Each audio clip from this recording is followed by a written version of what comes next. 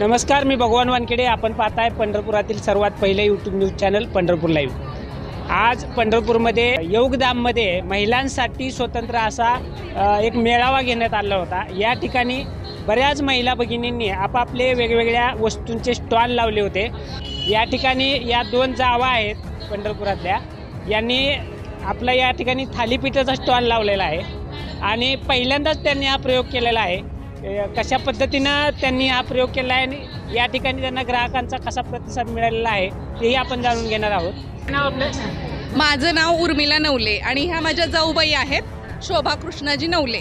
त्यांचा हा दही धपाट्यांचा स्टॉल आहे. पंढरपुरात कुठल्या भागात राहिला? पंढरपुरामध्ये संतपेठ. हां, कसं सुचला हे?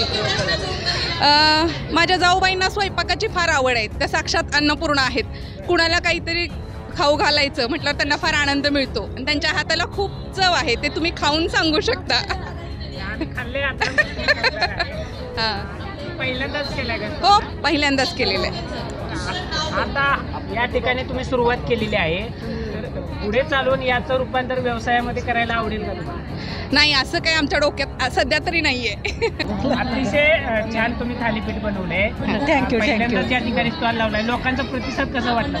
छान आहे, छान आहे. या ठिकाणी पोलीस अधिकारी पण आलते. हो, काय म्हणले त्यांनी? छान आहे. हो, काय हरकत नाही स्टॉल चालू करायला? कमीत कमी घरगुती पार्सल द्यायला तर हरकत नाहीये.